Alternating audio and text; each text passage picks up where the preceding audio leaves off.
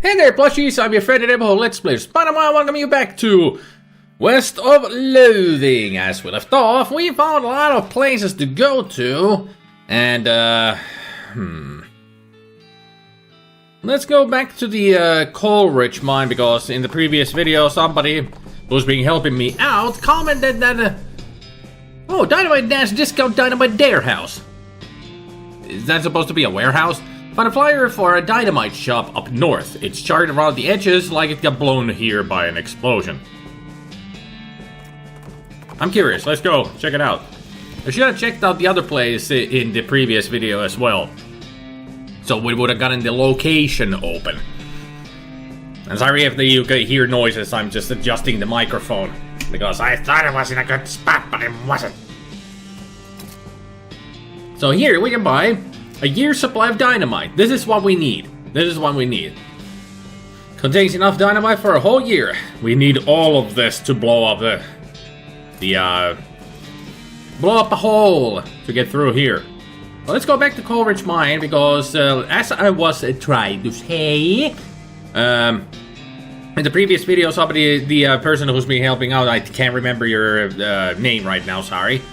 They said that there might be a pickaxe in the mine that appears. If you lose a pickaxe, new pickaxes might appear in mines. So there's a skull just sort of rolling down the road toward you, like directly toward you, and when you step to one side it swerves to edge. Face it. Yep, that's a tumble skull, not a tumbleweed. Okay, increase muzzle as always. I punch you. Disable it for 1. Raising all stats by 3. And oh, you just bash. Stunned. Because I did that. And we're kicking ass. I'm so strong. I'm so strong. Boom! You punted the skull right into the sunset. 15 XP, skull chips, and gold tooth. Nice job. So I need to check over my, well, stuff, because I was thinking of something earlier, like what I have, and now I can't remember what it really was. XP, that's what I needed to check. How much XP? 56, yeah, as I thought, I have enough to raise my stats with. Oh, and also we can do the one thing that I don't remember now that I did in the previous video that needed Moxie. Okay. Whatever it was, I can go do it now if I want to. Okay, let's erase Gumption and Glamour. Raise up Moxie, Mysticality, and Muscle. All stats raised. And now that they are raised, I can actually...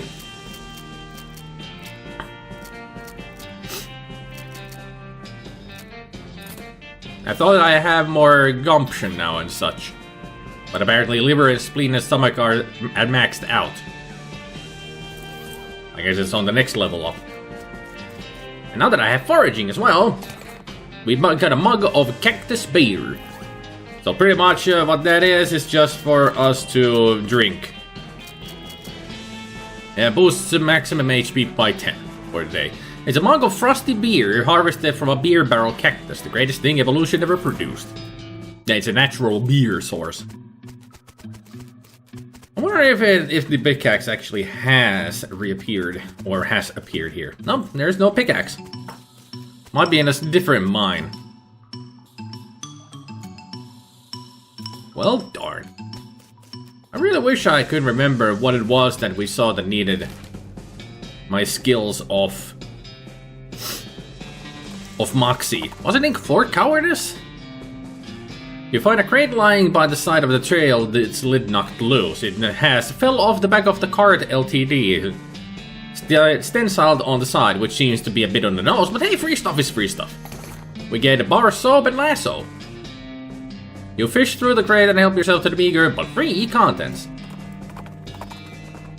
I don't remember what those are. I think lasso, they're both like items you can use in combat, and a lasso like stuns them for a turn, or disables 2 turns. Nice. This rope has already been tied into a lasso for your convenience, which is lucky because you have no idea how to tie a lasso. I do. Not that difficult. Now what was the bar of soap? Dr. Sweckleton's Pure Castile soap. Where this comes from, they call it thump. Okay. Oh yeah, more beer. Although I don't really drink it, but hey, it's fun to make the sound effect. I don't want to examine those. What was it that I can use? A spice rack, and there was nothing. I haven't got enough for saltpeter. I could actually go do that. There was nothing in here that I could need or do. We've pretty much done everything around in that area. Now leave them alone. Was it in here, or was it just safe cracking? Look at the diagrams. Look at this diagram. Oh, that was safe cracking. So it was somewhere else then. Haven't played this in 2 days, and I've already forgotten. Below Silversmith. Wasn't this Silversmith's house then? I really should have checked up. Checked the video before.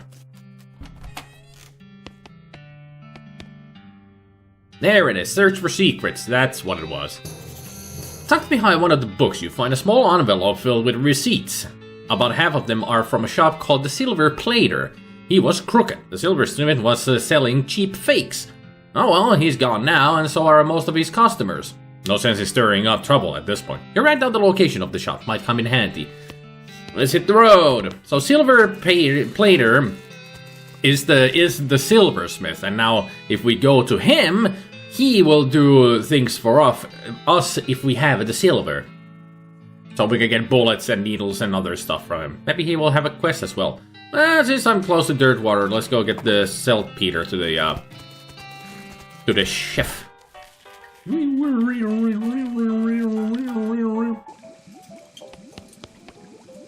Have you got that saltpeter yet? Yep, got it right here. That's the stuff, thanks.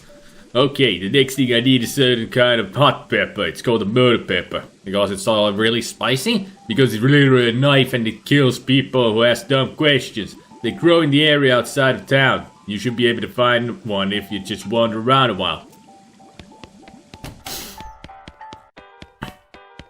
I wonder if that's true. That is going to be a literal knife that looks like a hot pepper. That would be cool.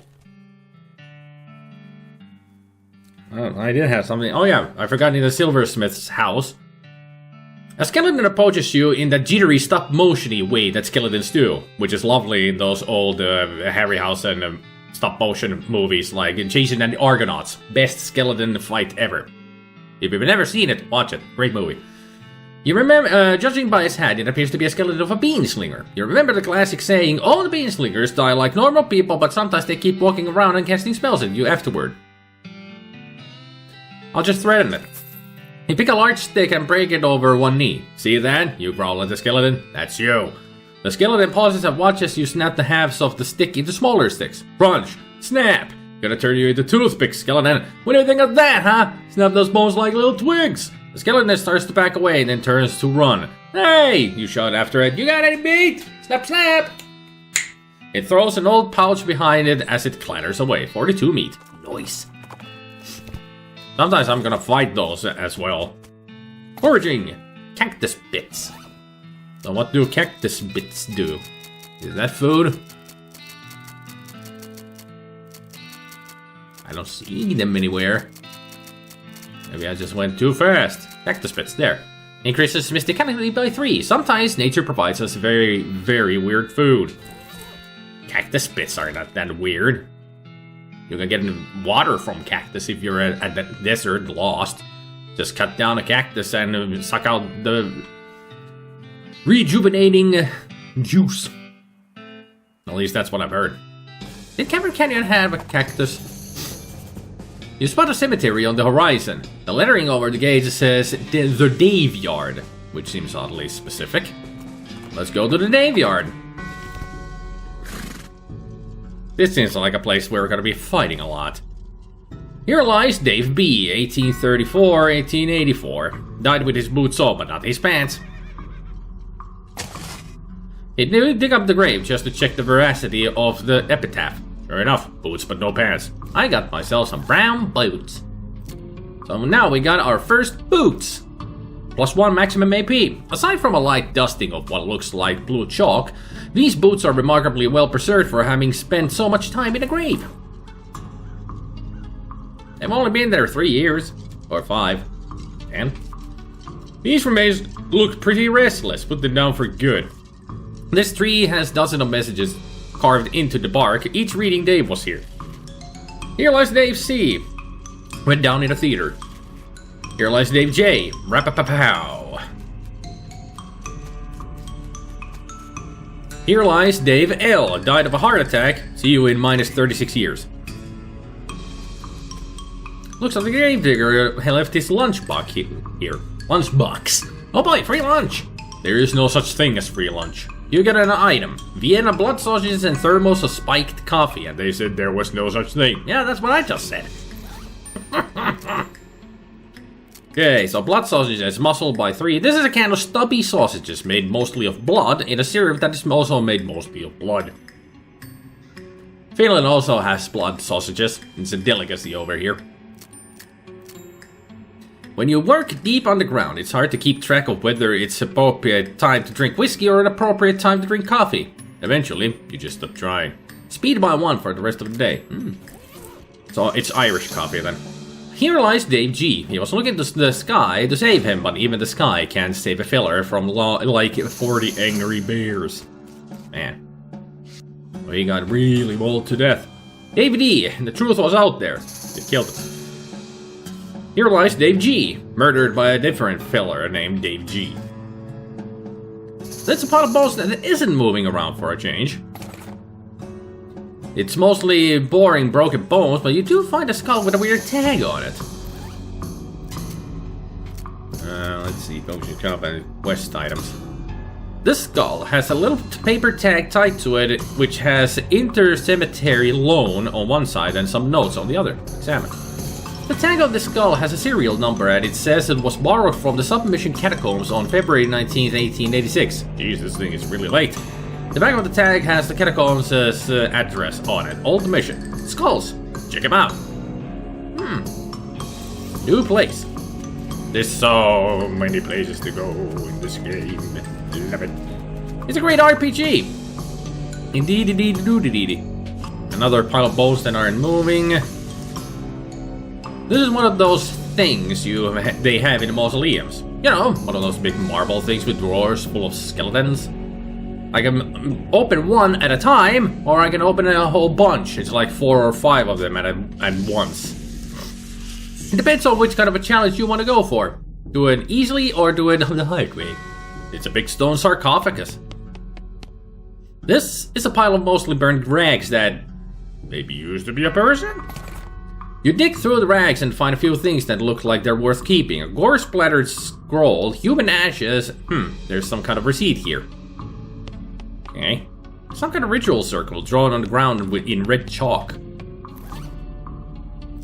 Definitely nothing bad happened here. This scroll is almost too covered in blood and viscera to read. Lucky for you that you've gotten all that practice reading inside of a dog. You scrape the largest of giblets off of the scroll and read it. It says to take a pile of human ashes, spread them out on a shape of a person inside a red chalk ritual circle, then sprinkle them with stardust, and place a mostly perfect or better class sphere where the heart would be. God damn it, I used my stardust. The person who comments about how to play this game also told me that the stardust is a unique item and the meteor that we got is a very rare occurrence. I should have saved the stardust for this. But I don't have a glass sphere. Anyway, that's the gist of it. The actual text has a lot more these and thous and such as like that. Plus there's a bunch of weird gibberish you're supposed to say out loud when you're doing it. So this is a Necromancer thing. This is what the main character, the main antagonist of the game is doing. All kinds of dark rituals. Waking up skeletons and such. Robe receipt. This is a receipt for the delivery of 150 black silk robes. Sounds pretty ominous. It's time you started gathering clues about the whole perambulating data situation that's going on around these parts. You grab a notebook and a paperclip to the receipt to the first page. I should check that out. This is a collection of the clues you've acquired in your search for the Necromancer's home base. Yep. You find a receipt to delivery of robes. Looking at it more closely, you see that there's a certain surcharge for delivery past Boulder Pass. That means the Necromancer's lair is definitely west of the mountains. Good to know. Progress! Looks like there's everything you've got so far. Alright. So, this is the pass that we cannot pass right now. So somewhere out here is the tower. At least that's what we know so far. Now I could start fighting all these skeletons in here, but I think there's something else I can do before I start fighting them. Well, that here is a really spooky establishment. Most great bars don't leave piles of bones out and along, yeah. Thanks other fishes going on. We'll see. Let's go visit Snakepit Mine. Maybe I can find a pickaxe for there. Fluffybot notices a camp of bandits before you do and dives behind a large creosote bush before they spot you. Capture them alive. You jump out of the bushes, getting the drop on the bandits and order them to freeze. After tying them up, you march them back to the town and force them to admit to their mothers what they've been up to. Out of gratitude, one of the moms gives you a freshly baked pie. Nice! Oi, good boy. Oi, good boy. Now let's see, about food, and what does the pie do? Increases maximum HP by 20. Just like Grandma would have made if she hadn't somehow gotten the idea in her head that apples are poisonous. No one was ever able to convince her otherwise. I mean, they do contain a small amount of cyanide. It's not harmful, but that's what the core does, where the seeds are. That's why they taste a little bitter in the middle. When you eat an apple and you bite into a core where the seed is and it tastes a little bitter, like really bitter, that's the cyanide in there. But it's like I said, it's not a harmful amount, even though cyanide can kill people, but you would have to eat tons and tons of apples if you want to kill yourself with the cyanide in. Well, this here is a fine little mine. Not too deep, not too cramped. 7 seems to run out and dry. You can tell that just by looking around here. I got plenty of experience in these matters. I see. But we don't know. He is a miner. I got some hot coffee. He drained some delicious coffee from the cactus's flower stalks. That's how it worked. Good to know. If I want coffee. Whether you're riding the range or trying to recover from a big city hangover, a cup of joe is always welcome. The rest of the day, Speed 3. And I've been talking about sequel to those movies. Oh yeah, this is where we got just nothing but snakes, and this is where I found the first pickaxe. I guess I can find another pickaxe if I find a new mine. If not, then I'm gonna have to do a lot of grinding to get a lot of money, and then buy the pickaxe. Let's go to Shaggy Dog Cave. It's a new place that I haven't. You find a pair of binoculars hanging on a passing cactus. I mean, a cactus you're passing, not a cactus that's passing you. It only looked like it was passing you because of your frame of reference. Grab them. These will come in handy. They will also come in pairs because otherwise they wouldn't be binoculars. Continue on. It would be an ocular. You squeeze a mug's worth out of the flowers. Mug of cactus beer. You're getting good at this stuff. We're a green thumb. What does a green thumb do? You're no greenhorn when it comes to foraging. We're gonna gain XP from foraging. Good. Actually, I should talk to him first, outside. Shaggy Dog Cave. That's a funny name. Well, seems to me I've heard tell of this place. Can't rightly recall the details, though. Guess we'll just have to check it out. Well, now, since some fella was right enamored by an expository plaque. Think they're important? Well, no, as you rate them. Ugh.